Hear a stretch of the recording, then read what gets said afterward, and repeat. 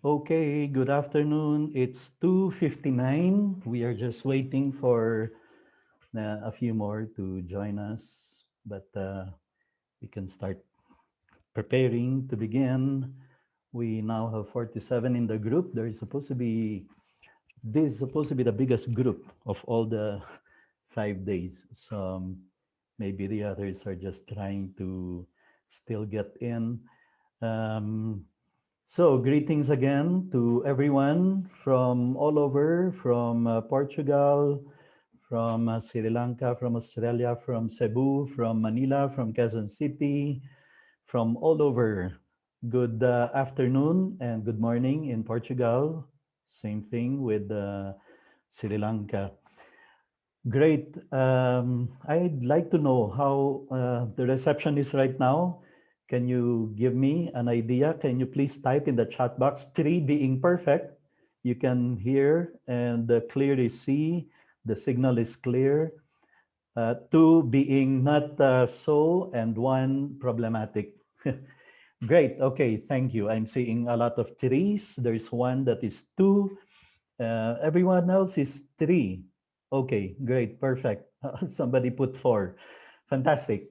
Okay, anyway, do not problematize yourself. Don't be too worried if our internet connection gets a bit problematic because we are recording this. Yesterday's something went wrong in the processing.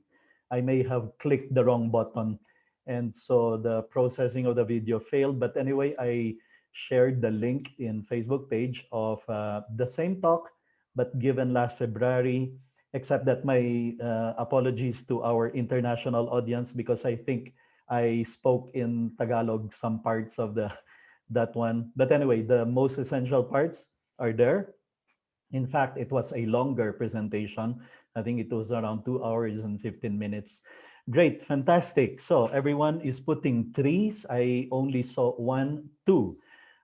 Should you have difficulties with the audio or the video or something, then just please log out and then log in again. Hopefully, things will be better.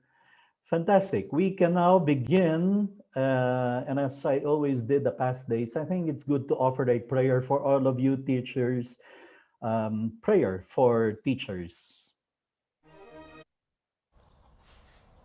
A prayer for teachers. Giver of all wisdom and greatest of all teachers, look upon our teachers with love. Grant them the resolve to nurture our eager minds and to never give up on us who fall behind. Bless their hearts, for they rejoice when we succeed and encourage us when we fail. Endow them with gentle patience, for the path of learning is never easy. Kindle a spirit of passion in them. It is the flame that ignites the love of learning in us. Help them see the potential in each student. Their belief in us means much more than the grade we make. Instill in them a commitment to keep on learning. It shows us to not fear new knowledge and experiences. Inspire them to touch the future. They influence how big a dream we dream for ourselves. Bless our teachers who have come before, for their work endures to this day. Let the light of your example shine upon all teachers, to build up with their words, to love with their mind, to share with their heart. Amen.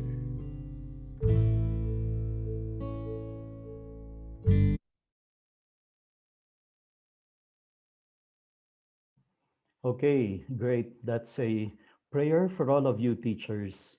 And today we're going to talk about a very important topic, better classroom management. Once and for all, you can solve that discipline problem. Here's the reality. Here's a reality. Many teachers left the profession because of failure in classroom management. Okay?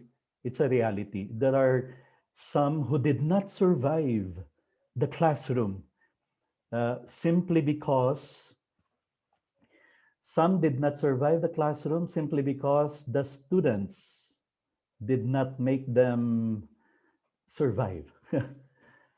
Okay, it's one of the biggest problems teachers encounter when students misbehave, when discipline becomes the top concern, the top problem.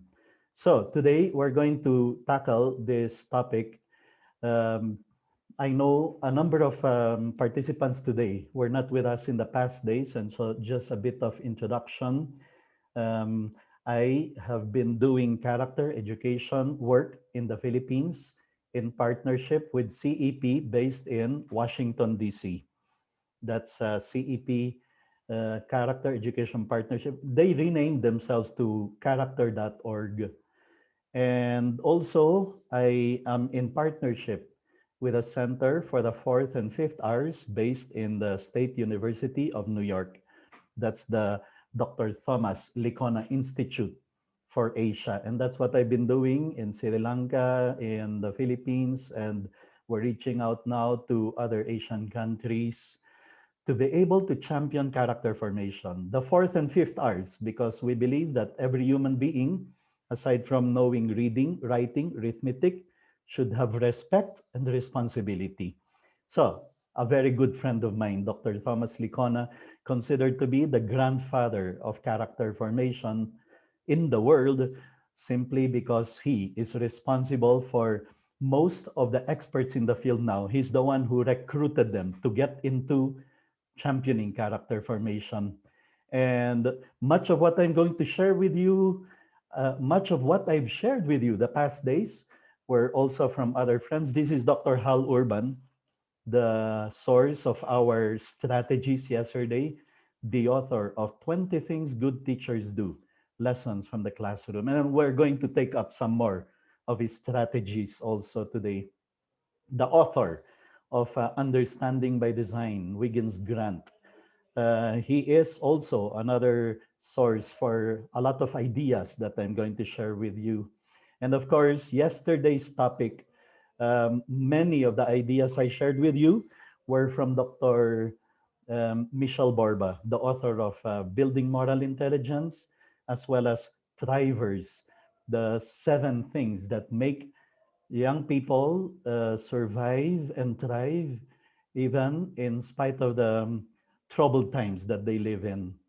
And then many of the things I shared with you about yesterday's digital generation, I got from Dr. Ian Jukes, whom I've also brought to the Philippines.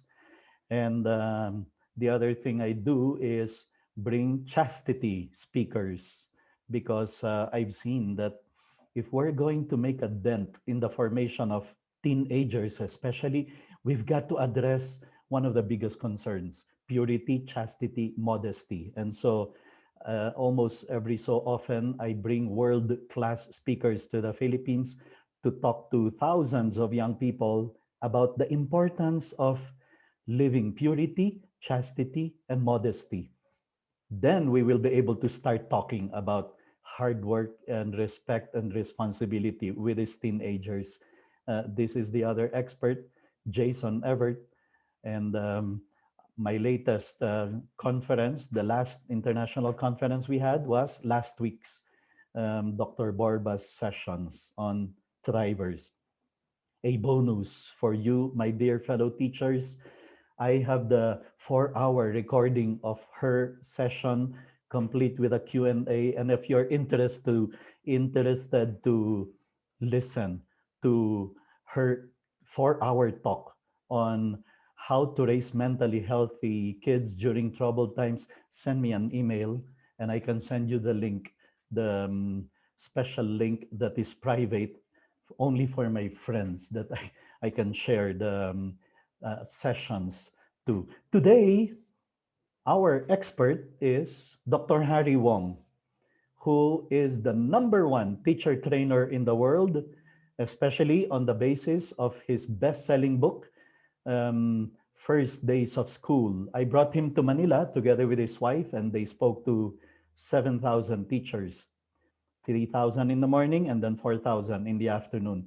The author of First Days of School, which has sold more than 5 million copies, the only book you need on classroom management. Unfortunately, it's not very easy to get it here in the Philippines. You will have to order it from Amazon, and the shipping is $15. Aside from, I think the book now costs around 40, 32, $35, something like that. It comes with a DVD with a talk given by William Martinez, very powerful talk of a speaker talking about his teachers and parents. And again, if you want to get inspired, email me. I can send you the link to the video of the 1 hour talk of William Martinez that comes with his book of Harry Wong. Okay, so let's get straight into the topic now. I said earlier, one of the reasons why some teachers leave the profession is because they fail in classroom management. And when a teacher fails in classroom management, you can almost be sure poor learning, bad teaching is happening there. But according to Harry Wong, there are other signs of bad teaching. Here you have numbers 1 to 5. When the teacher shows little knowledge of the subject matter he or she is supposed to teach, bad teaching can be happening there. And here in the Philippines, it can be a problem because sometimes you have teachers who resign in the middle of the school year. And then the principal will tell another teacher, Mrs. So and so, one teacher resigned. Can you handle math grade 5? That's not what she has been prepared for. That's not her specialty. And then she suddenly has to take that post. She cannot say no because she wants to serve the school, because she wants to help the school. But she knows little knowledge. She has little knowledge of the subject matter. Bad teaching will start happening there. Number 2, lacks basic academic skills. Bad teaching will be happening inside the classroom. Number 3, holds low expectations for students. Teachers, one of the worst things you can ever say in front of the classroom is you look around and then you say, class, I think half of you will fail my subject. That's having low expectations. Bad teaching is going to happen there. Number 4, makes little effort to maintain discipline. You've ever heard of students complaining, I cannot even hear the teacher. My classmates are noisy, and she cannot make the class quiet. She cannot discipline the class. I cannot even understand the lesson because the class is so noisy. That's poor teaching happening there, and that's poor learning happening there because the teacher is making little effort to maintain discipline. Number 5, does not focus on academic goals. Here are more reasons, or here are more possible signs of bad teaching. Number 6, cannot communicate knowledge in an interesting way. Ever hear the students complain, the subject is boring, the teacher is boring? Why do we even have to study this? That is poor teaching happening there when the students start complaining that they cannot be interested in the lesson because the teacher cannot communicate it in an interesting way. Number 7, another reason for possible bad teaching happening, gives disorganized lessons and vague, careless assignments. You know, when students start saying, I don't even know why the teacher is asking us to do this assignment, because sometimes you can see teachers like that. They give assignments just for the sake of being able to give assignment, or just to keep the students busy, just to keep the students busy. That's not hard. That's hardly good teaching there. And so the assignment that is given is disorganized, vague, careless. And the students cannot connect it with, why are we being made to write this essay? What has it got to do with the main topic or with the lesson? Number 8, does not assign homework on a regular basis. Number 9, is not aware of your child's strengths, weaknesses, and interests. Here's something very tragic. You have a student with you for 10 months, and then he or she proceeds to the next grade level. When he goes to the next grade level, that's the only time you hear or you realize or you learn that that student you had for 10 months is one of the best violinists in the country, and you never even discovered it. Maybe because you never asked the student, maybe because the teacher never tried to find out the strengths, weaknesses, and interests of the students. And that's very tragic when you had one of the best violinists in the class and you never realized it, in the country, and yet you never explored it. So here are the last signs of bad teaching happening inside the classroom. Number 10, shows little enthusiasm for her work. Bad teaching is happening there when you have a teacher coming inside the classroom and she looks like she is being tortured to enter the classroom. She looks like she doesn't want to be there. If she had a choice, she'd rather be somewhere else. That kind of lack of enthusiasm of the teacher, that's bad teaching that will happen there. Number 11, belittles students' efforts. Number 12, shows no interest in communicating with parents. And number 13, the summary of what we have been talking about the first 3 days. Teachers, by our example, we should be able to transmit, to teach values, professionalism, virtues. But the opposite of that is number 13. And you can be sure bad teaching is happening when the teacher exhibits unsound character or unprofessional behavior. She comes to class late. She submits her unit plans late. She complains about the administration. She complains about policies of the school. She criticizes the facilities of the school. That's number 13. And you can be sure bad teaching is happening there. So, Harry Wong said, even before you look into classroom management, we might need to look first into these things so that we address bad teaching. Harry Wong said every teacher goes through 4 stages of teaching.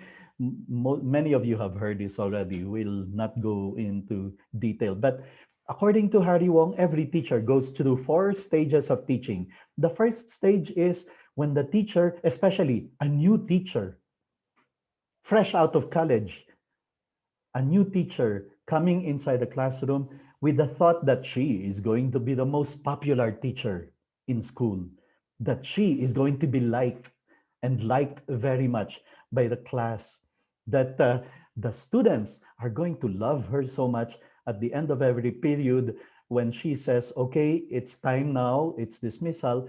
She thought the students will say, no, ma'am, we want more, we want more. That's what you call the stage of fantasy.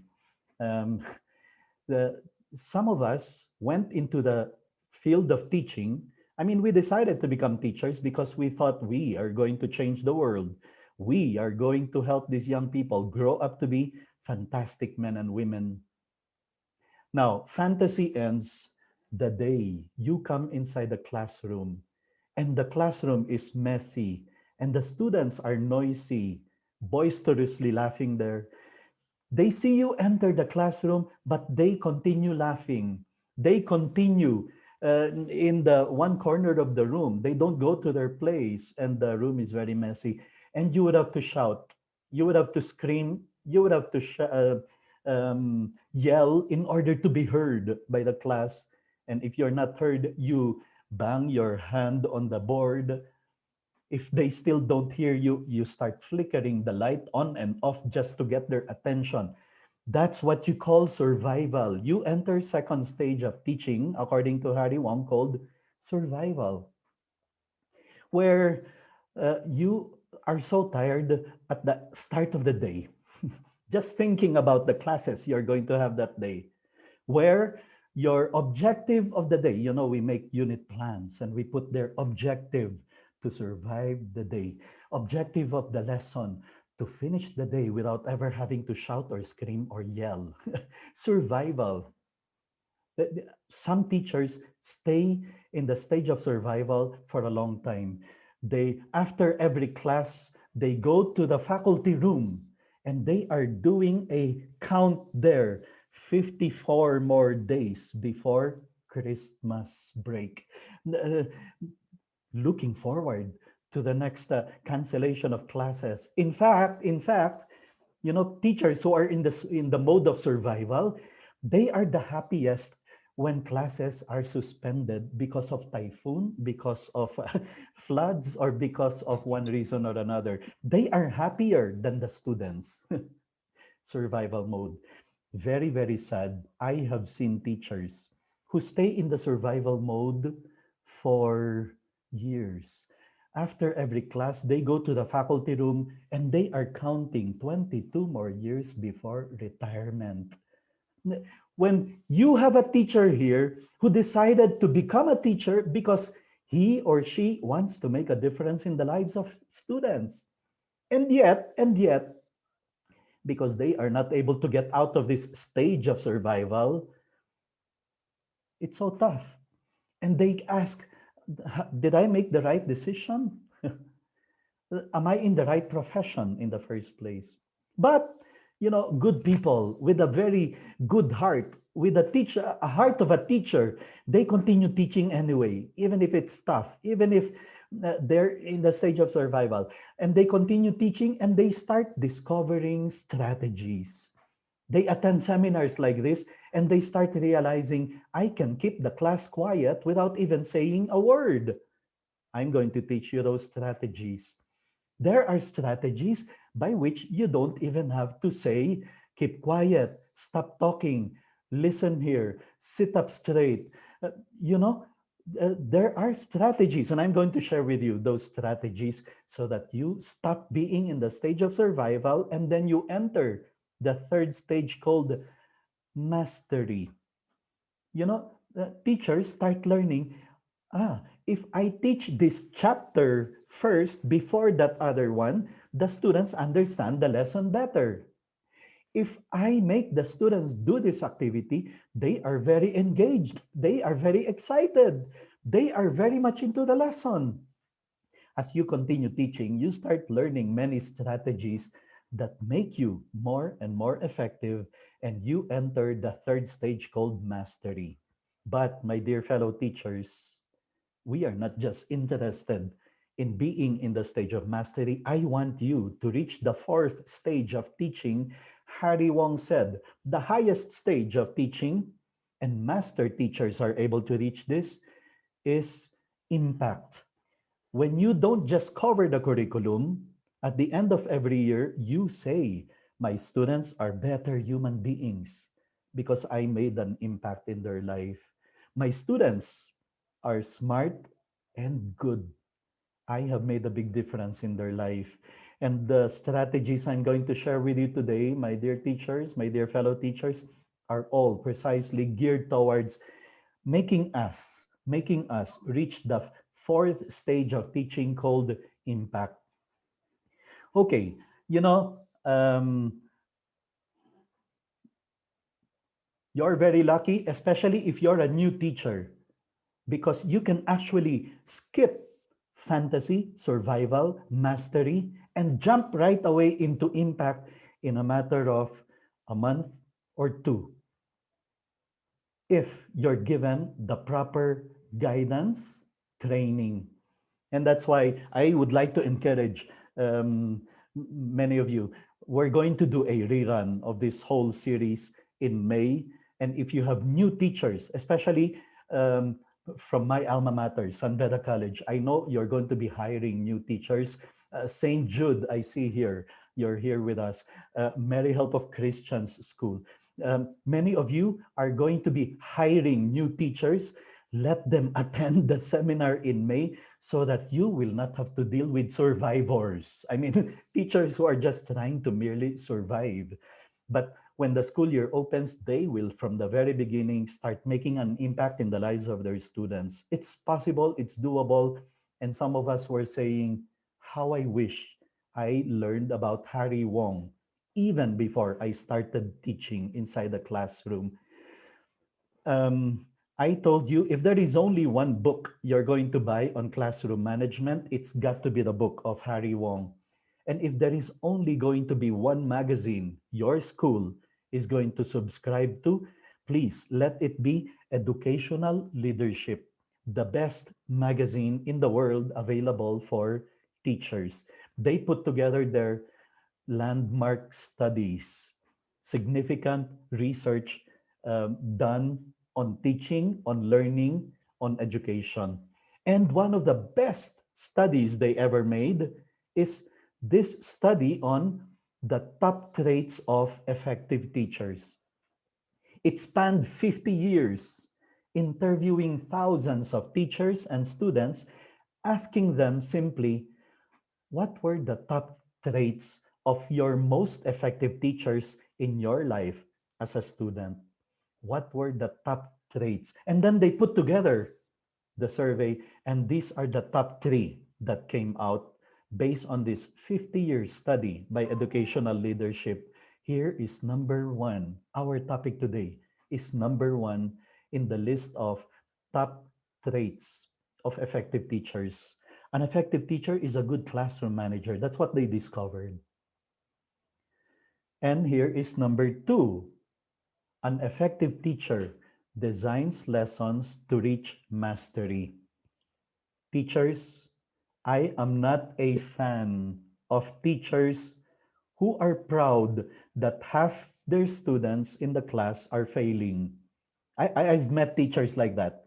They brag about many students failing in their class. And they think it's because they have very high standards. They think it's because they are experts in the field. And then they say things like, well, let them fail. It's their fault. According to the research of educational leadership, maybe it's because you did not design your lessons for the students to reach mastery. That's why I'm a very big fan of understanding by design, UBD, because that's the principle. Teachers, we have to design our lesson in such a way that the students will be able to reach mastery of the lesson. So, the next time you have so many students failing in your class, before you blame the textbook, before you blame the students, before you blame their economic background, before you blame the environment, we might need to first look into how did the teacher prepare the lessons? How did the teacher design the lessons, the activities, the tests? Were they designed for the students to reach mastery? Because that, according to educational leadership research, is the second top trait of effective teachers. Ineffective teachers, on the other hand, couldn't care less about students failing their subject. Number three, an effective teacher has positive expectation that students will be successful. That's why we talked about that earlier. We have to have that expectation. Class, this is going to be your most successful year. We will work together. Tomorrow we'll talk about that in the class advisory. The class advisor is the number one cheerleader of the class. He is the one who's going to tell the class, this is going to be your most exciting year. Positive expectation. No wonder alumni homecoming, it's the class advisors that we look for, that we want to shake the hands of, look them straight in the eyes, and be able to tell them, thank you very much. I am who I am because of you. Thank you very much. You have made an impact in my life. Because most of the time, it's the class advisor who has this positive expectation that students will be successful. So, teachers, research tells us the number one factor governing learning inside the classroom is not discipline. I hear teachers complaining about that. Sir, Mr. Antoy, if only my students are disciplined, they will learn. Nope, research says discipline is not the number one factor. It's not self esteem. It's not motivation. It's not the economic background of the students. Mr. Rentoy, if only my students are from middle class, because my students are from lower class, they have low self esteem. No, research says that has nothing to do with learning. If the class, if the teacher is a good classroom manager, can manage the class, learning can happen. Learning can still be effective. It's not even class size. Here in the Philippines, we complain about this. Sometimes in a public school, you can have 75 to 100 students inside the classroom. And we think, how can students learn? I have 30 students in my class and I'm already having a tough time. And here you have in Rizal High School, one of the biggest high schools in the world. I think it's the biggest high school in the world. And you can have a class with 100 students. But if the teacher knows classroom management well, learning can still take place according to research. Now, here's the principle of Harry Wong. Teachers, stop disciplining and start managing. Those are two different things. Stop disciplining and start managing. You don't need discipline if you know how to manage. And here's how he differentiated it. Um, I'll give you an example. Um, Stewardesses in airlines, they don't discipline, they manage. Stop disciplining, start managing. You don't need discipline if you know how to manage. Stewardesses in airlines, they manage the airlines, they don't discipline. And look at what happens in any airline. What happens in any airline before takeoff? One, they review the procedures, right? And in any airline that you enter, the procedures are always the same.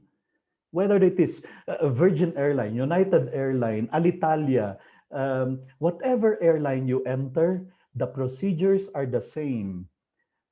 And what are the procedures before takeoff? Open the window shield or the window shade, close the table in front of you, straighten the desk or the chair, fasten your seat belt, uh, put your cell phone to silent mode or turn it off.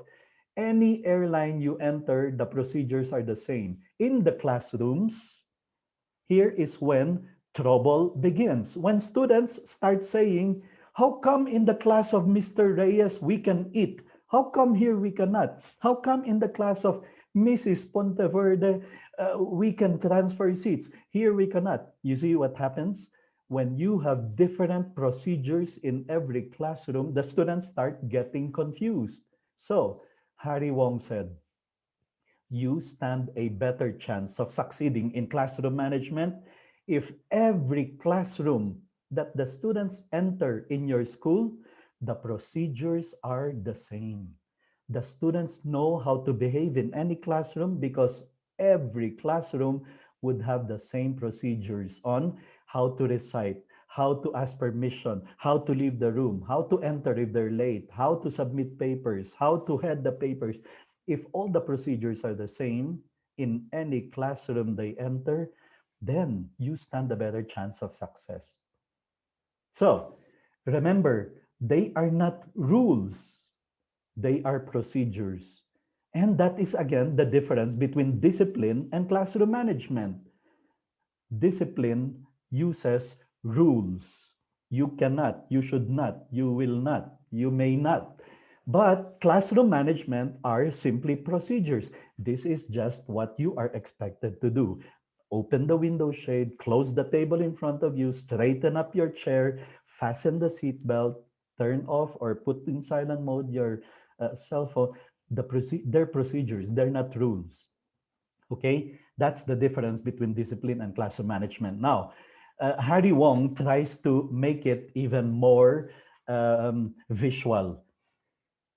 Stewardesses manage. What do they do after repeating the procedures, after reviewing the procedures? The stewardesses now start going around the plane, right? Any airline you ride, the stewardesses now will start going around. And if they see someone not following the procedure, they just do two things, only two things. They call you ma'am or sir, and then number two, they tell you exactly what they want you to do. Only those two things. Ma'am, the seatbelt, please. We're taking off. They continue on walking along the aisle. They see someone. Sir, please open the window shade. Thank you. They call you ma'am or sir, and then they tell you exactly what they want you to do. That's managing. Here is what stewardesses will do if they are not managing, they are disciplining, like what some classroom teachers do. They don't manage, they discipline. They go around and then they see someone not fastening the seatbelt. Sir, did you hear the announcement? Do I need to repeat it to you? How many times do I have to tell you? Do you want me to put it in Tagalog so you understand? That's disciplining. And that is what some ineffective teachers do. They discipline, they don't manage. They use useless words like how many times they have to tell you, what is wrong with you? Are you sick in the head? Do you not understand what I said? Should I repeat it to you? Those are useless words that you should not use because you are not supposed to discipline. You're supposed to manage. It's enough that you say, John, please be seated. Joanna, eyes here on the board, please. You just call the person and tell him or her exactly what you want him or her to do. But here's a good news. There are even strategies where you don't even need to say, Joanna, eyes here on the board. John, sit up straight, please. Joel, stop talking. Eyes here, stop talking, stop. No, you don't even need to say those things. There are strategies that we will learn from Harry Wong how we can get Joanna, Joel, and John to listen and not talk without even having to say those words. So stop disciplining and start managing. That is the principle. You don't need discipline if you know how to manage. And how do we manage? By procedures and routines. We have to teach the students procedures. But don't stop there. This is where many schools fail. They have procedures. They teach them at the start of the school year, but they don't rehearse them. Harry Wong said, you have to rehearse the procedures over and over and over again until they become routine. But the first thing is, we've got to clearly define classroom procedures and routines. That is how we will be able to manage a classroom by having procedures and routines. Teach them, but don't just teach them. Practice, rehearse over and over. No wonder the title of the book of Harry Wong is First Days of School, because this is what we are supposed to be doing in the first days of school if we are to succeed in classroom management. And it's not a waste of time, even if you spend the first 5 days. No academics, just learning and rehearsing over and over and over again the procedures until they become routines. For the rest of the school year, it's just a matter of making the students perform the procedures that they become routines. Here's what the research says. You want responsible students, and the research says the only way you can have responsible students is if you have procedures and routines which the students can be responsible to. Let me highlight that, my dear fellow teachers. The students are responsible to the procedures and routines that they should be doing, not to you. So, teachers, do not ever, ever say things like this. John, how many times do I have to tell you to keep quiet? Are you challenging my authority? Please, please don't ever say, are you challenging my authority? No, no. He is not challenging your authority. He is simply not following the procedure. He's not responsible to you. He is responsible to the procedures that you have taught and rehearsed with them. Of course, if you don't have procedures and routines, then you end up feeling like they are challenging your authority when they don't do what you want them to do. Because then you have made them responsible to you, not to procedures and routines. Number two, please believe me, when students know how the class is run, they will more willingly do whatever you want them to do. The reason why many teachers can have discipline problems, classroom management problems, is because the students don't know what is expected of them inside the classroom. The students were not told What is the procedure if I need to ask a question? If I need really to go to the bathroom in the middle of the class? If I really need to borrow a ball pen? If I really need to sharpen my pencil? I mean, let's face it, these are normal occurrences during the class hour.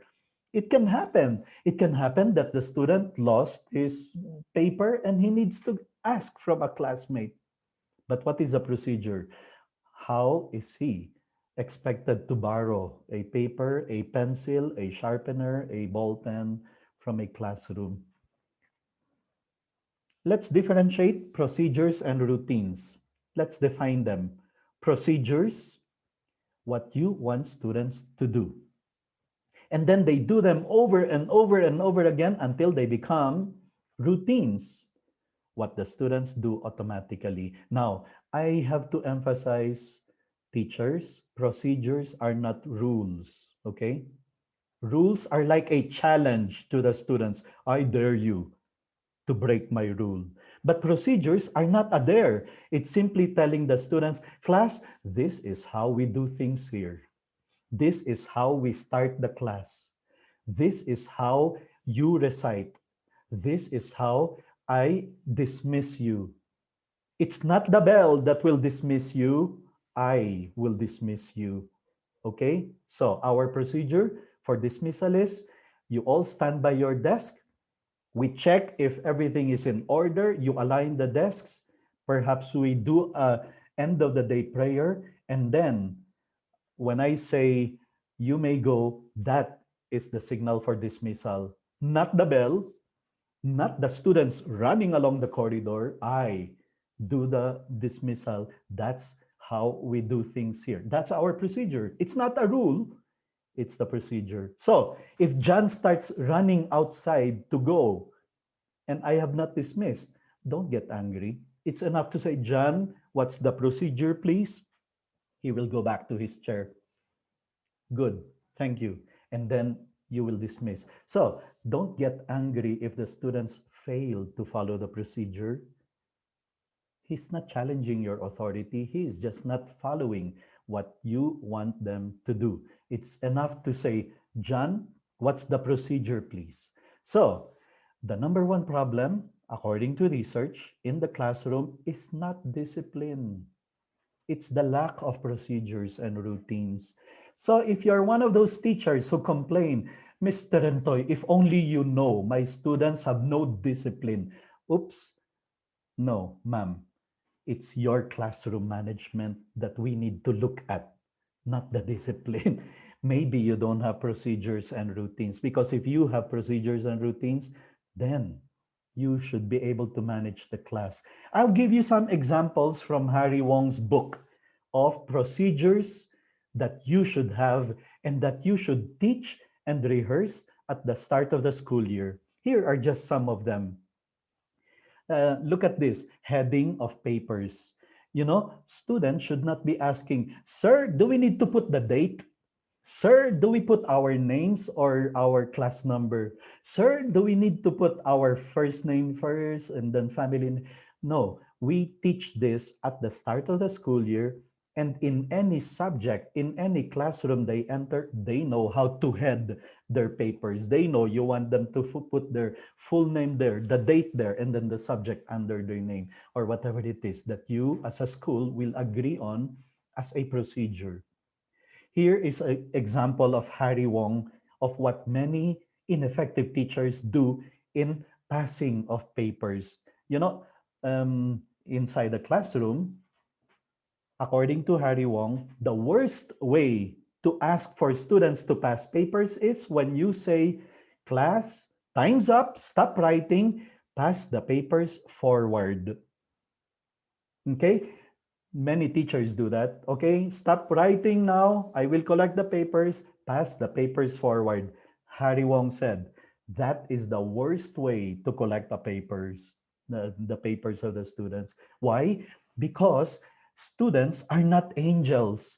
When you say stop writing, not all of them will stop writing. Some of them will continue to write and will not stop until you actually get angry or you say, Paper's not in, I will not collect anymore. Then that's the only time they will stop writing. Okay.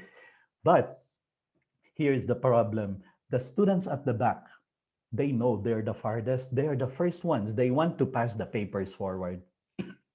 They want to submit their papers. But the person in front of them is still writing, and he is not seeing that student at the back wanting to submit a paper. So what does the student at the back do? He will have to hit him with a paper. Hey, pass the paper. Sir said, pass the paper. And you have a classroom that will erupt in noise simply because you said, pass the papers forward. You multiply that by 5 or 4 or 6 students not passing the papers, 4 or 5 students hitting the student in front of them with their test paper. The whole class erupts into a noise simply because you said, pass the papers forward. Here's a better way, according to Harry Wong. And I've done it. I followed his procedures, and it works. It works. I teach it to the students at the start of the school year, and we rehearse it over and over. It becomes a routine. Here's a better way, according to Harry Wong. Let's say the classroom is you have rows of students, and then there is an aisle. Normally, there's an aisle in the middle, right? And here is the procedure. Okay, class, time's up. At the count of 5, all papers to the aisle. You see, I value time. I will have to say, at the count of 5, I cannot spend more, I cannot waste more time just collecting papers. I will have to tell the students, at the count of 5, all papers to the aisles. And then I start counting 5. You see, I start from 5. I don't start with 1 because that can go to 10. But when you say 5, 4, 3, 2, 1, you end up with 1. You will end up with a count. Now, we rehearsed it. I say to the students, at the count of 5, all papers to the aisles. 5. When I say 5, all the students at the end of the rows should already be passing their papers to the person to their left. If the aisle is to the left, they should already, 5 means the students at the edge should be passing the paper already to the person to their left. He does not have to hit him with his paper because that is well within the visual periphery of the student. 4. 4 means the second person now should be putting his paper on top and submitting or passing the paper to the person to his left if the aisle is there in the left. In other words, by the time I reach 1, all papers should be along the aisle. And I just have to walk down the aisle collecting the papers. Thank you very much. Thank you very much. Thank you very much. I told you yesterday, thank you should be very often heard from the teacher inside the classroom. And you are thanking them for passing the papers on time. And in a matter of 8, 9, 10 seconds, I have all the test papers. That is a better way to pass papers. Now, another example of procedure when teacher is tardy. Many schools don't have a procedure for this. So what happens? If there is no teacher inside the classroom, what happens? The classroom turns into a zoo and the students start jumping up and down like chimpanzees and monkeys. I mean, the classroom becomes noisy simply because there is no teacher. They don't have a procedure. Okay, class, here's the procedure. If the bell rings and there is no teacher inside the classroom, here's the procedure. Class president and class vice president, you come in front of the class and take over class order. Class secretary, you will go to the faculty room or to the office and ask, is Mr. So and so absent? Is there a substitute teacher? We don't have a teacher inside the classroom. So that is the procedure. I never will have to deal with disruption, chaos, disorder, and even worse. That's when problems, troubles, disciplinary problems start happening when there is no teacher inside the classroom because there is no procedure. Here are more procedures you can teach the students. Now, I'll show you one procedure of Harry Wong. Coming to attention. You sometimes tell the class, get a partner, and I give you 10 minutes to discuss. Okay? Now, after 10 minutes, an ineffective teacher without strategy, without procedure, what does he do in order to get the students to come to attention? He will have to shout because the students are discussing. That's a good noise of activity. It's not chaos. It can be chaotic, but it's a learning time because they are discussing, and the noise level can be very, very high. An ineffective teacher who doesn't have procedures, in order to get the class to keep quiet, he will have to shout louder, more loudly than the noise level if he wants to be heard, because he's inefficient. He doesn't have procedure, or he will have to bang his hand on the board, or he will have to flicker the lights on and off just to get the students to come to attention because he doesn't have procedure. Here is a fantastic procedure from Harry Wong, and you teach it at the start of the school year and you rehearse it over and over. It becomes a routine. Class, if I need you to come to attention, here's what I will do. I will go to the middle of the classroom and I will calmly raise my hand. If you see the teacher with his hand up, it means salami, salami. Stop and look at me. Okay? Stop whatever you're saying, whatever you're doing. Tell your partner or the classmates who are facing the other way to look at the teacher, look at me because I need to announce something. Okay, let's rehearse it. Get a partner, go to any corner of the room and talk about. I'll give you 2 minutes to talk about what I did last summer, last movie I watched in Netflix, what games, computer games I played over the weekend. Okay, get a partner and I'll give you 2 minutes. Let's rehearse the salami. So the class now, this is the noise level is high because they are excitedly talking about their Netflix movies and computer games. And then you calmly go to the middle of the room after 2 minutes and raise your hand calmly. And you will start hearing students stop talking. I mean, you will start hearing them keeping quiet and looking at you. It may take 7, 8 seconds in the beginning, but as you continue rehearsing it, it becomes almost automatic. As soon as they see you with your hand calmly raised like that, 3 seconds, and you have the whole class keeping quiet.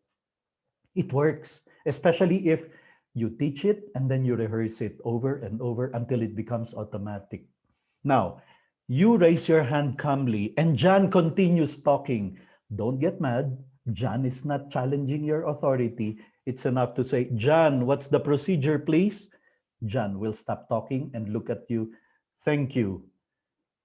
That's just what we have to do. No need to shout, no need to scream, no need to yell, no need to get upset or even angry because John is not challenging your authority. He just failed to follow the procedure. Now, here is an example of that. I was once invited to speak in St. Paul Pasig, and I think we have some teachers here now from St. Paul. I was invited there to give a talk to 1,000 students. And the students came from all over the Philippines, from the 52 campuses of St. Paul's school system. And they were all excited to be there for a 1 week seminar on values, character, and journalism and leadership. And the whole auditorium packed with 1,000 excited young people, very noisy. And then suddenly, the principal goes up the stage and calmly raised her hand. And in a matter of 3, 4, or 5 seconds, the auditorium that was just chaotic and noisy a few seconds ago, suddenly, totally in silence, they stopped, they stopped talking and looked at Sister Dedication, and they were ready to listen. It's in their system because it is a procedure, it has become a routine. It works. Now, here's another procedure to come to attention. Sometimes I tell students, get a partner, sit wherever you want inside the classroom. Salami will not work because they are not looking at you. Some of them may be seated behind the desk at the back. Okay, then here's the bell method. You can use the bell method. Class, here is another procedure we have. I will ring the bell, ting, and I will count three, two, and one. When you hear the bell, stop whatever you're saying, whatever you're doing. No need to stand up and look at me because that means if I ring the bell, I need to announce something. Let's rehearse it, get a partner, choose whatever spot in the room. When you hear the bell, ting, and in the beginning, you will have to count three, two, and one. There comes a point, it becomes so automatic, such a routine, you don't even need to count. It works. It works. Procedures work because that's just how we are, that's our mindset. We follow procedures. Now, you can have as many procedures that you want to teach the students in the beginning of the school year. You can add more because they are not rules anyway. You can have as many procedures for as long as you teach them and then you rehearse them over and over until they become routines. Okay? Some procedures we teach the students towards the end of the school year. The procedure on how to receive the diploma from the principal and shake the hand and bow on stage facing the crowd, right? That's a procedure. That's not the rule. I mean, it's not rules of graduation ceremony. No, they are procedures of the graduation ceremony.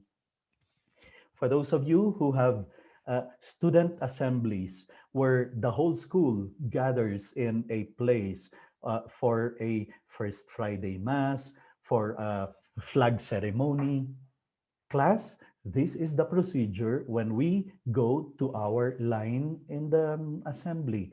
We rehearse it over and over until it becomes a routine because it's the procedures that set up the class for achievement to take place.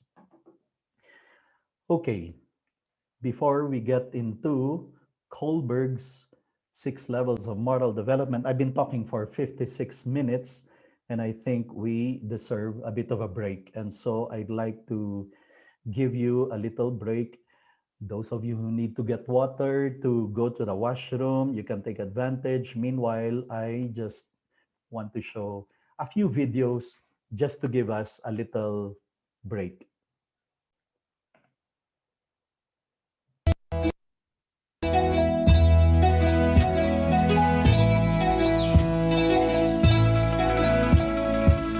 ફેરફાદુડી મારું ફળિયું જ રે ખટમાં દૂરું મારું ફળિયું જ રે પગમાં ડૂત્યા મારું ફળિયું જ રે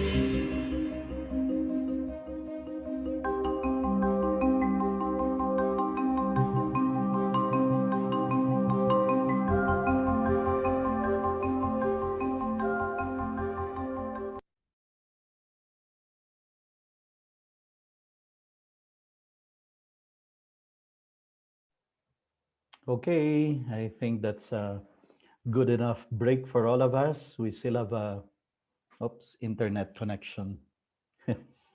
Internet connection is, okay. Let's continue on. Sorry. Let's talk about Kohlberg's six levels of moral development. Kohlberg was the one who studied why do people do the good thing, and then Rafe Esquith was the one who applied it inside the classroom. The lowest level of moral development, the lowest reason why people do the right thing is here. I don't want to get into trouble. I don't want to get into trouble. This is the lowest reason or form of moral development. When people do good things or the right thing simply because they don't want to be punished. So, teachers, we have to go beyond class, you better behave or else. There. Many schools spend the first days of the school reviewing the students on how to get detained, suspended, expelled, and dropped from the rolls and failed. That's fostering the lowest level of moral development.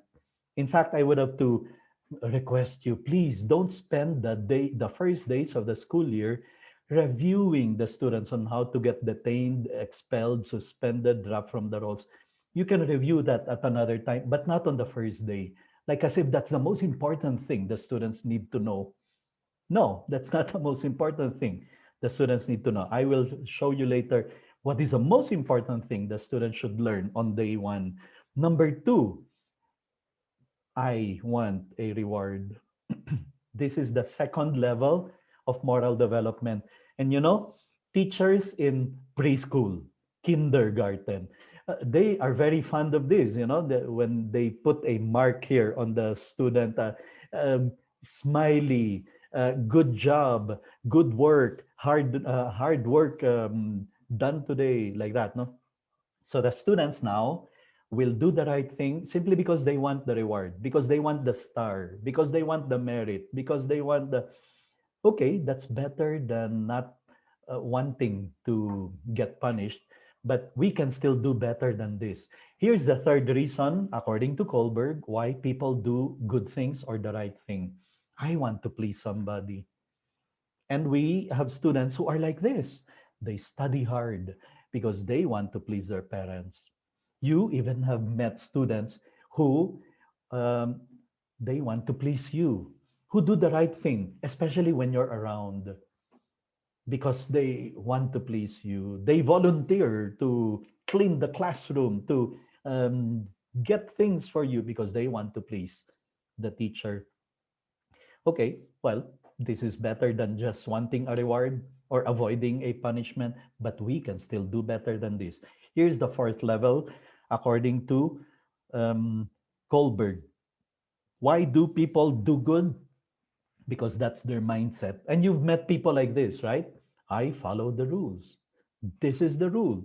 This is what ma'am or sir said. We need to do this. Okay, I follow the rules. Fantastic. I mean, if all the students, all the human beings in the world reach stage 4 of moral development, following rules, we would have a very beautiful world already where people don't break rules.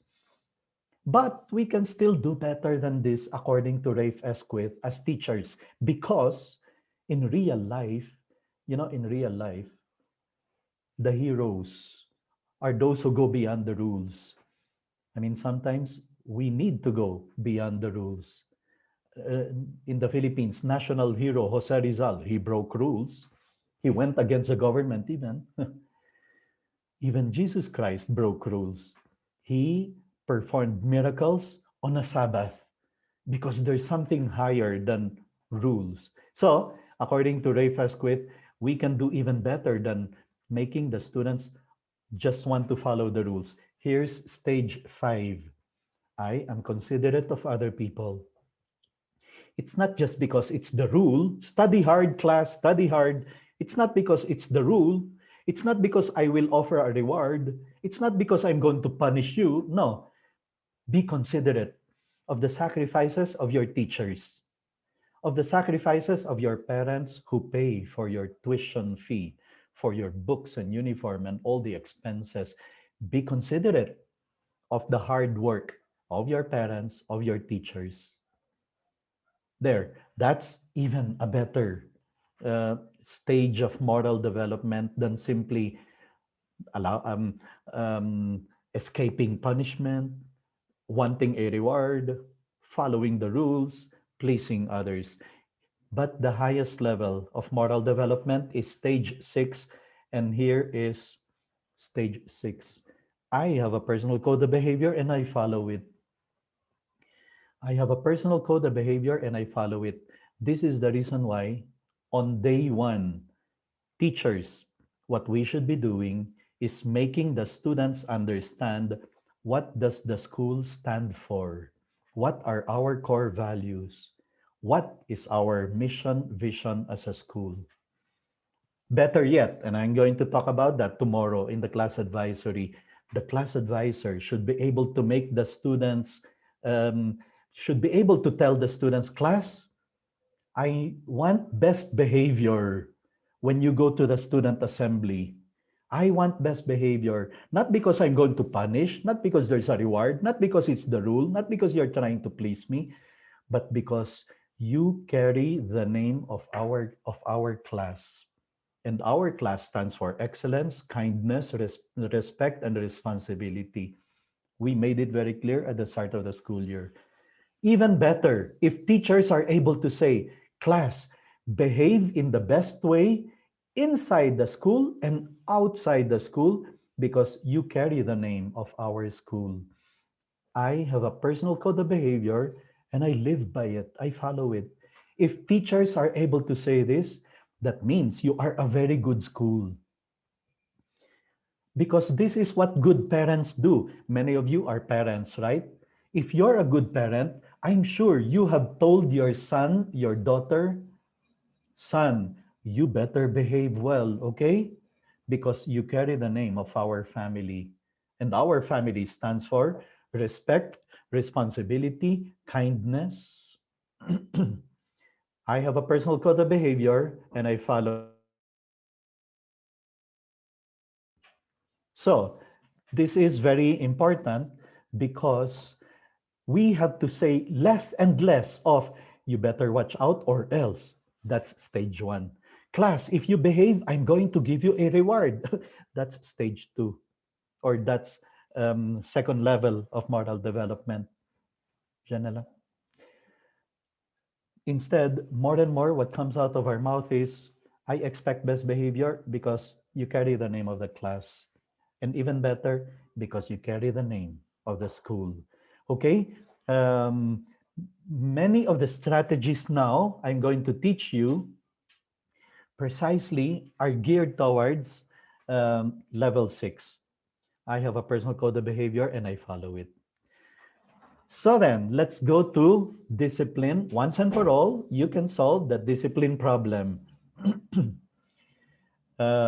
This is the best gift I received as a teacher in 1992 when I had a visitor from the United States and he gave me a gift, a cassette tape of Harry Wong entitled Once and for All, You Can Solve That Discipline Problem. Unfortunately, they don't produce this cassette tape, they don't produce this audio talks anymore.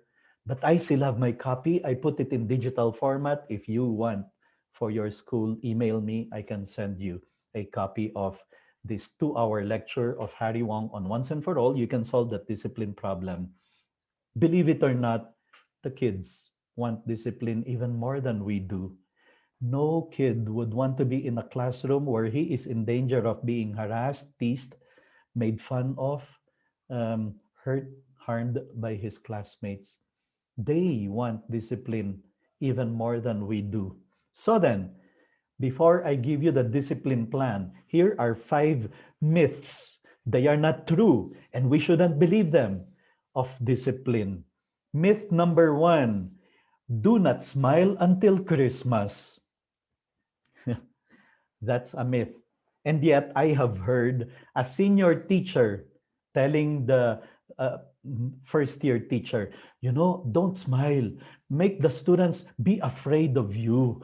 Don't give them the chance to fool around with you. Make sure you don't smile. That's not true. That's not true. It's a myth.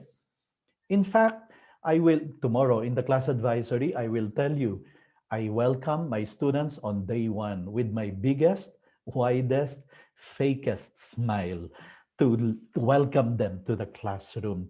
We shouldn't be afraid to smile. Myth number two, Mr. Antoy, I will not have difficulties with discipline if only I am big and tough. Because you see, the problem is when the students think that they can push around this teacher, even physically. That's a myth. Of course not. I have had teachers who were big and tough, and I was not afraid of them because they were motherly, fatherly. Sure, they were heavy, they were big, they were overweight, but they were very nice and so loving and caring. So being big and tough, that's a myth.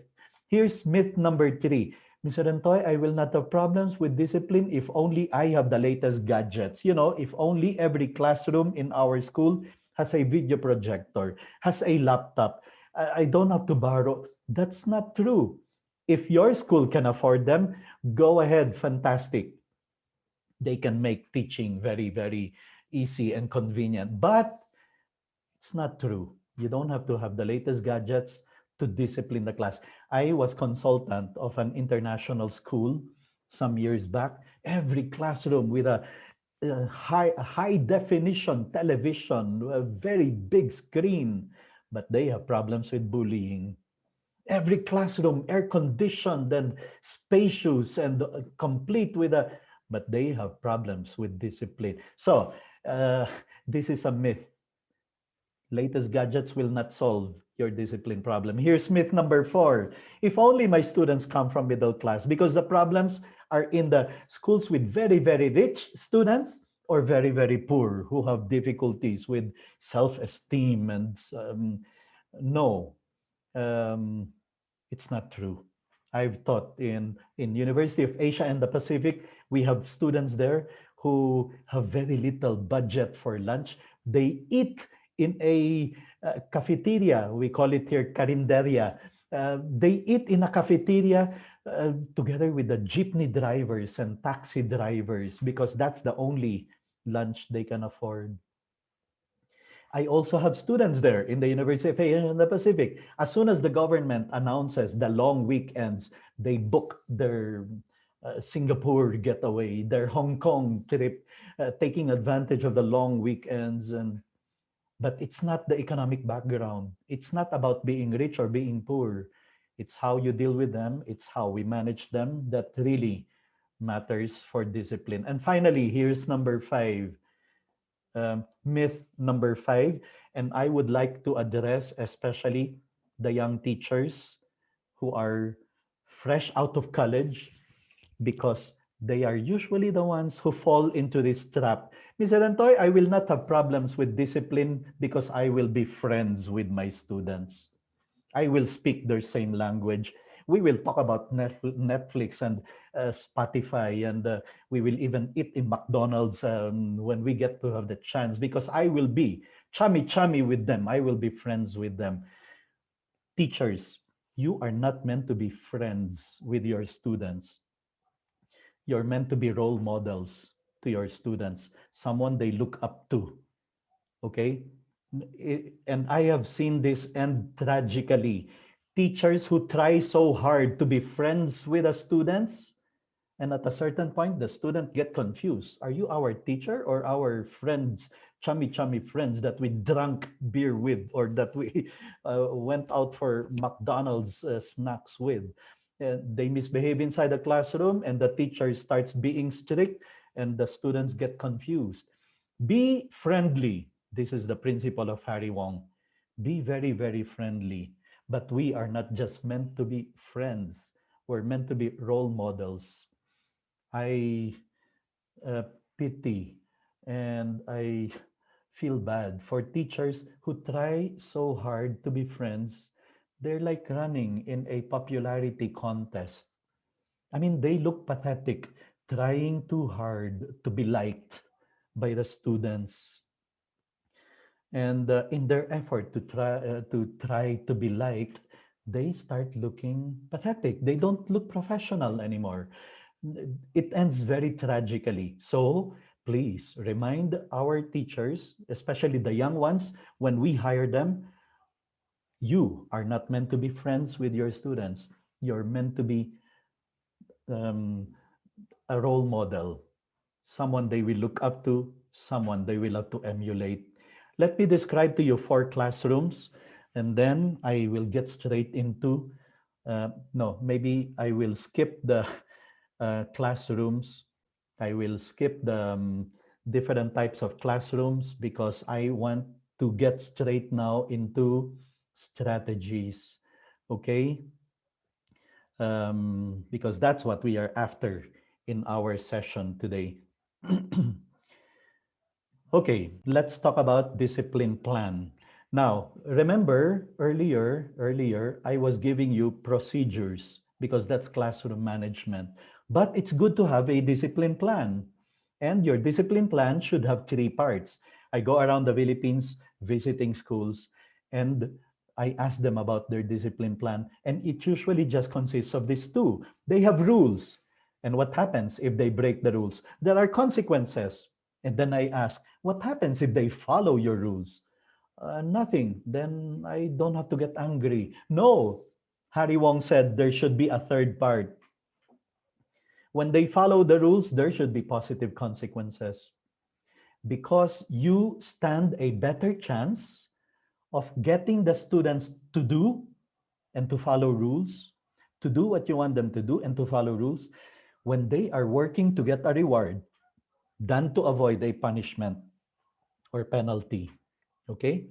We stand a better chance of getting the students to do what we want them to do when they are working to get a reward than to avoid a punishment or penalty. Therefore, there should be many um, positive consequences. Now, rule about rules.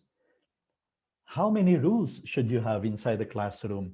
Harry Wong's answer, just enough that they can memorize. Okay, don't give too many rules that they cannot even memorize them.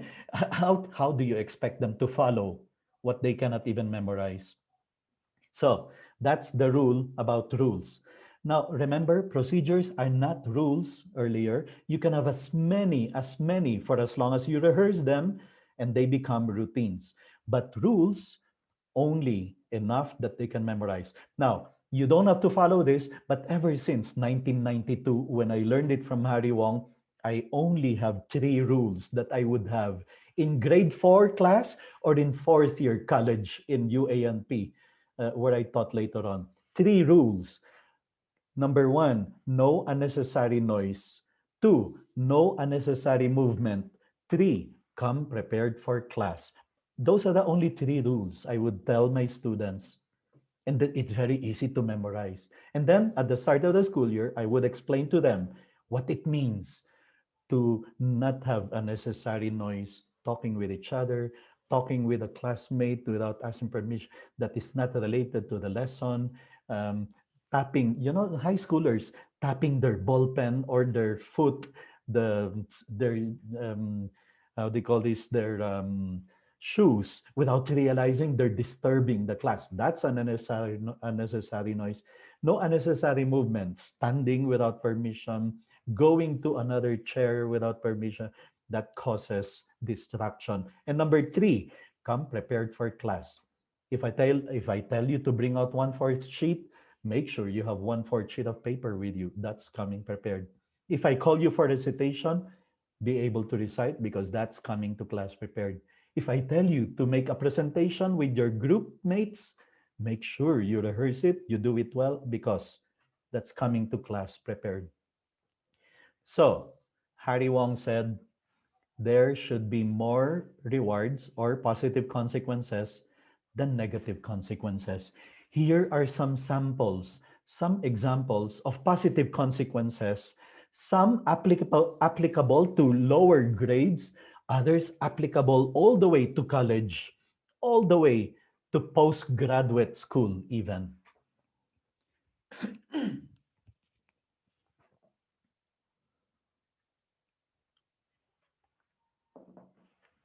If students follow the rules, then we can do this positive consequences. As I said, some applicable to prep grade 1, grade 2, others all the way to high school. For example, I'm proud of you statement. I'm proud of you statement. My students in Latin, University of Asia in the Pacific, MA students in humanities, I ask them to make a presentation on Roman culture and civilization. And then they give a great presentation. And I tell them something like, I am proud of this presentation, how I wish I can present this in other schools, how I wish we can invite students from other schools and watch this presentation because it's great. That's a positive consequence. They came prepared for class. They followed my rules. Okay, the pat on the shoulder, that should be very frequent. Row two, good job, you kept order the whole time, it's orderly, it's your area is very clean, good job, keep it up. Let's see if the others will be able to keep up with your level of um, good work, good job. Here are more samples of positive consequences. Again, some applicable to lower grades, others applicable all the way to college.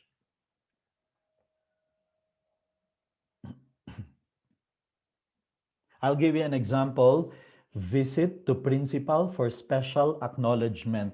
Some inefficient teachers, some inefficient teachers, when they are so angry, upset with a student, what do? They say something like, get out, go to the principal's office, like as if it's the height of punishment to be asked to go to the principal's office. For me, that shouldn't be the case. I will bring students who did excellent work and I will tell the principal, Mr. Principal, these students did a fantastic presentation. They deserve a special acknowledgement. They deserve a congratulations from the highest official of the school.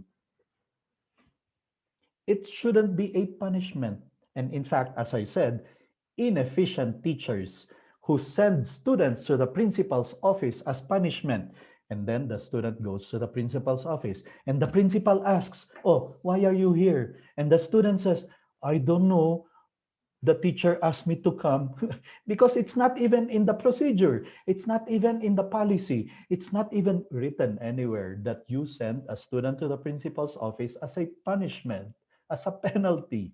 Okay, now here are some samples of negative consequences, penalties. Some applicable to grade 1, grade 2, others applicable all the way to even college.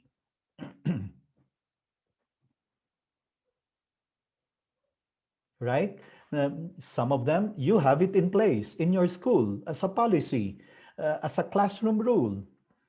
Detention, for example, it's a frequent thing. If you don't follow the rules, if you break the rules, then okay, we'll have to give you a detention, whether detention during recess or during lunch or on Saturday when you come back or after dismissal. Here are more negative consequences. Some, sorry, applicable to lower grades, others applicable to higher.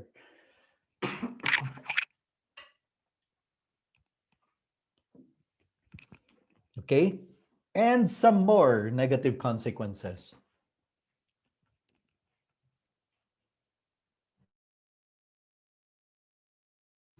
Chances are suspension, drop from the rolls, transferring schools, expulsion. These are all already in your student's manual or handbook, right? They're usually already included in the school policies. So, principle of Harry Wong, there should be more rewards than penalties because you will stand a better chance of getting the students to do and to follow your rules, to do what you want them to do and to follow when they're working to get a reward than to avoid a penalty. Okay, so let's go to concrete strategies as we have just a few minutes left.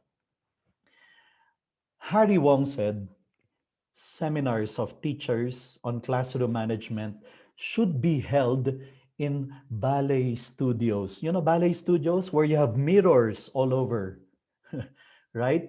Because Harry Wong said the most effective tool, the most effective strategy of disciplining is what we call the stare, right?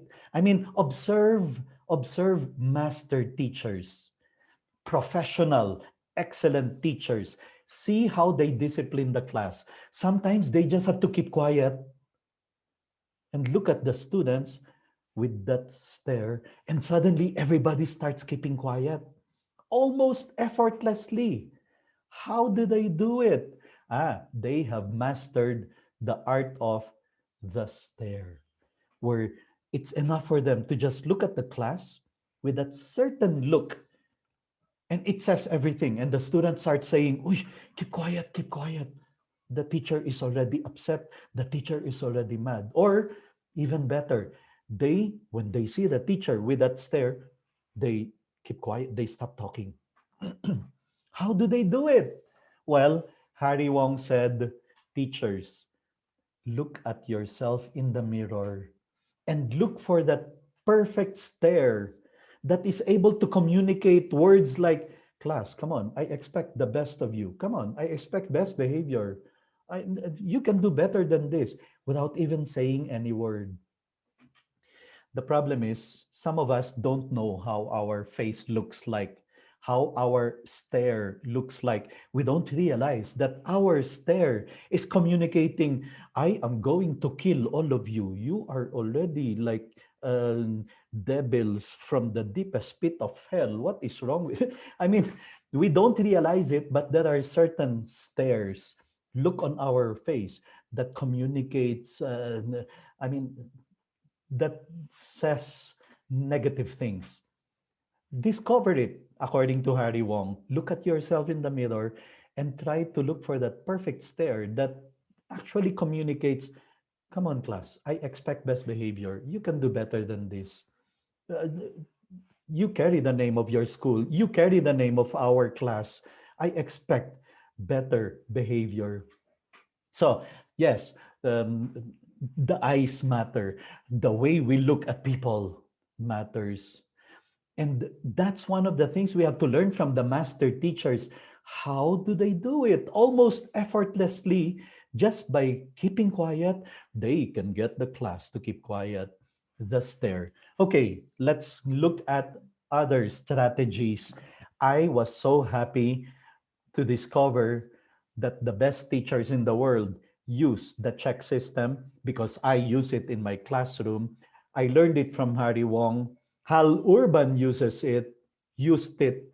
Ron Clark uses it. Ron Clark, if you are looking for a highly inspirational movie for your teachers, go to YouTube, look for the Ron Clark story, make them watch it. It's highly inspiring, especially for young teachers. The Ron Clark story. And he continues teaching. He put up a school in Atlanta, US, Ron Clark Academy. And he uses the check system. And Hal Urban, Harry Wong, um, all these best teachers use the check system. So how does it work? Here's the principle of Harry Wong. Do not eat up academic time in order to discipline. Do not lose academic time in order to discipline. The ineffective teachers waste a lot of time disciplining. Even worse, when the teacher is already upset, when the teacher is already angry, what does he do? He stops teaching and then spends the next 15 minutes sermonizing. That's how we call it, no? or lecturing the students on discipline, why they are making him upset. You are wasting academic time. That shouldn't happen. That's an ineffective teacher. Here is how to discipline without stopping teaching, without losing academic time. You teach the system at the beginning of the school year, and then you follow it. You stick to the rules of the system. Here's how it works. I explained this to my students in the beginning of the school year. Remember, I only have three rules: no unnecessary noise, no unnecessary movement. Come prepared for class. And when I lecture, for example, let's say my subject is English and I am lecturing about subject verb agreement. Okay, class, if the subject is singular, the verb should be singular, is, are. If the subject is plural, the verb should be plural. And then in the middle of my lecture, I noticed John and Joey talking with each other. They have chosen to break rule number one: no unnecessary noise. I don't stop lecturing. I don't get angry. I don't waste time. I just calmly pick up the chalk or the whiteboard marker while still lecturing and go to the board and write the names of John and Joey. And I explained this at the start of the school year. If they see their names written on the board, it means it's a warning because they have chosen to break one of my rules. And you know what will happen? John and Joey will stop talking, right? Because they see there no punishment, no sanction. It's just a warning. As I'm lecturing, subject is plural, the verb is plural, and then I go to the board writing their names. However, class, and then I continue lecturing. Remember, I did not stop. I did not waste academic time in order to stop John and Joey from talking. I continue. However, class, there are some subjects that are always singular. Okay? For example, anyone, anybody, anything, someone, somebody, something. And then I notice John and Joey talking again. I don't get angry. I don't get upset. I just calmly pick up the marker or the chalk and go to the board and put a check mark beside their names. They know that if your name is written on the board with one check mark on it, you have to serve 5 minutes of detention in the next lunch or recess, whichever is coming up next. A second check mark would mean you will have to spend 15 minutes. So one check mark means 5 minutes of detention. A second check mark means 15 minutes of detention. A third check mark means you will have to come back on Saturday for detention. A fourth check mark means I will have to call up your parents. They know the consequences. I didn't have to stop lecturing. I just have to calmly pick up the chalk or the marker and write their name and put a check mark every time they choose to break any of my rules. So it works. It works. The system is perfect. I love it very much. Number one, because you are not just looking for people to punish. The first time you write their names on the board, there's no punishment there. There's no sanction. It's very fair. You are giving them a warning.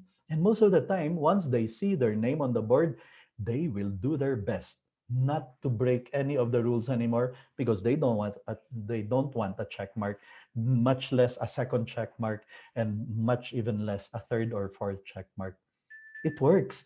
It works because it's very fair. Very fair because here's the even better thing. The next day, I come inside the classroom, the board is clear. Everybody deserves a fresh new beginning. And you're not going to make any reference to yesterday's detention or check marks that you gave. It works. It's very fair. And that's what I mean by you can get John and Joey to do what you want them to do without you even having to say anything, without you even having to stop your lecturing. So, but you have to make sure you stick to the rules of the system, that we follow every single step of it. First, a warning. And if they choose to break another rule, that's the only time. And you will not say anything None of the John and Joey, I've been looking at you. Huh?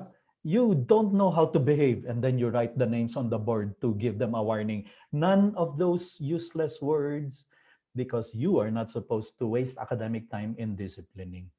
It works. It's very fair and it's what the students want. They want to learn inside the classroom. Now, here's another format of the check system. Here is another way of being able to do it. It's called the stopwatch system. I would usually have a stopwatch. You know, one of those watches where you have countdowns, right? In Southridge and in Northfield, normally a class period would be 50 minutes or 45 minutes. So at the start of the month, you come inside the classroom with a stopwatch and it shows, let's say, a period is 50 minutes. And you're going to tell the class, okay, class, you have 50 minutes of reward in the clock. Okay. I know all the cell phones would have these countdowns. Class, you have 50 minutes of reward in my clock. But remember, every time a classmate of yours chooses to break any of my rules, I will have to click the clock and it starts counting down. You lose seconds from the 50-minute reward that you deserve. And then I will stop it. Okay? So here's how it works. For example, I'm lecturing about subject verb agreement. If the subject is singular, the verb should be singular. If the verb is plural, the if the subject is plural, the verb should. And then I notice John and Joey talking. Instead of the check system, I don't get mad. I don't stop my lecturing. I just look at John and Joey and calmly pick up the clock and I click it and it starts counting down, making the class lose seconds from the reward. And I will not stop it until I see John and Joey showing me that they are sorry and that they are not going to continue talking anymore. Okay, I will see them behaving and looking sorry that they chose to break one of my rules. I stop it. John and Joey just made the class lose 7 seconds from the reward. I continue lecturing. However, there are some subjects that are always singular, like someone, somebody, something, anybody. I noticed Joanna standing up without permission. She just chose to break rule number 2. No unnecessary movement. I don't get mad. I don't get angry. And I don't stop lecturing. I just calmly pick up the clock and click it. And Joanna, well, you know what happens actually when you click the clock? The whole class will look at Joanna and will say, Joanna, sit down, the clock, the clock. Because the reward is for the class. The reward is going to be for the whole class. I will stop it. Joanna just made the class lose 5 seconds from the reward of the class. You see, I never have to stop my lecturing. It's the clock that they will look at. Now, here is the perfect use of the clock system, especially if your class happened to be after PE. Let's say, let's go back to the classroom setting. Uh, you remember what happens when you enter the classroom after PE, especially in an all boys school. Many of you are teaching in Northfield, in South Region, the West Bridge. You enter the classroom and the class is so messy. And you get upset because the rows are disorderly. And then sometimes you see socks on the floor. What is this sock doing here? What is that brief even doing there? Now, an inefficient teacher without any system, without any strategy, what will he do? He will shout, he will scream, he will yell, he will bang his hand on the board because the whole class is very messy. And worse, it will take him 2, 3, 4, 5 minutes just to be able to begin the class because he doesn't have a strategy, he doesn't have the system. Here's what I will do. I have the stopwatch system and it's the reward. I just have to calmly raise the clock and click it. And you know what happens next when you do that? The whole student, all the students, we fix up the chairs, the clock, because they don't want to lose any second from the reward clock. They don't want.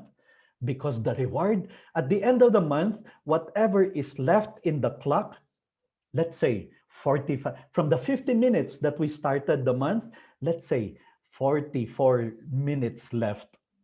I'm going to give the class now a menu of rewards to choose from. A menu. They love choices. They love having the freedom of choice. I will make them choose 44 minutes of movie that we're going to watch related to the lesson that we are taking up. 44 minutes of quiz B. We're going to have a competition, two groups, and the questions will come from the lessons of the that we're discussing. 44 minutes of a treasure hunt game. They're going to look for these keywords that I will hide in the gymnasium, and they are good. They are going to enjoy the. And they're going to form a statement, and that statement has something to do with the lesson that we are just taking up.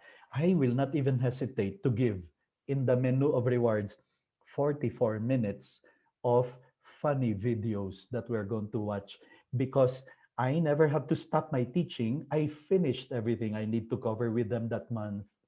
And besides, I never have to get angry. I never have to raise my voice. I never had to get upset. It was so peaceful 1 month of teaching because of this stopwatch system. They have to be working for a reward that the class would like very much to get, so that the next time they see you with a clock raised like that, they are the ones who are going to say, "Hey, sit down, the clock, the clock. John and Joey, stop talking, the clock, the clock." They hate the clock, but they love you because you're the one who's going to give them the reward. It works. It works. I mean, I've done it with grade school, with high school students. It works. They love a class where they know exactly how everything is run, and you stand a better chance of success when the whole class is working together to get a reward than to avoid a punishment. So, reward system works, but keep in mind that the reward that we talked about earlier, level 2 of moral development, we don't stop there. We don't stop there. Instead, what we are trying to do is to create a certain culture, an identity. We belong to this class. This is how we do things. Okay, now I only have um, 12 to 15 minutes left. So let me just share with you the strategy of Rafe Esquith. Remember, Rafe Esquith, this teacher for 28 years of grade 5 students in a poor school in poor community in Los Angeles, in a school in a poor community in Los Angeles. In that school, students end up failed, delinquent, or even jailed, except all the students who passed through his grade 5 class. Why? Because he teaches for character. Why? Because he has strategies to teach character, to form character. And I got to meet him in Washington, D.C. I tried to invite him to Manila, but he's charging $20,000 for a lecture. Okay, never mind. I'll just buy your book and I'll memorize the strategies there and I'll share it with my co teachers. So he put all his strategies in that first book, Teach Like Your Hair is on Fire. And then he wrote three more other books, especially for parents. Here is his economic system. I told you the bell rings at 7:30 to begin the class, but his students are inside the classroom as early as 6 o'clock a.m., excited to do math and English drills. Wow, how does he do that? The bell rings at 3:30 for dismissal, but his students prefer to stay up to 6 p.m. rehearsing for a Shakespeare play every day. And they're excited to do it. They're not forced to do it. Wow, how does he do it? Every single student in his classroom by the end of grade 5 is able to publish a book. All his students end up in Harvard, Stanford, Yale, and other big Ivy League schools, and many of them are now highly successful professionals. How did he do it? his system, his economic system. So this is what happened to Rafe. He sat down one day, I told you, and tried to think of how can I make sure my students learn life skills. This is when we teachers are able to make the greatest impact on the lives of our students. When we teach them skills they will need for the rest of their life, not just to pass next week's quiz, not just to pass next month's long test or unit test, but skills they will need for the rest of their life. And that's why in his classroom, he came up with the economic system. The classroom of Rafe, grade 5 classroom, is self-contained classroom. He is the teacher from the first period all the way to the end. He handles all the subjects in his classroom. So he has an economic system, and here is how it works. It's copied by many schools when they learn about it all over the world. But if this doesn't go side by side with level 6 thinking, remember, I have a personal code of behavior and I live by it. That's the main objective. It's not just about having this economic system, but he put this in place side by side with level 6 thinking, developing sixth level of moral development among his students. So, first day of school, this is what Rafe does. He welcomes the students, he gets them excited about the school year, and then he tells them, okay, class, welcome to room 56.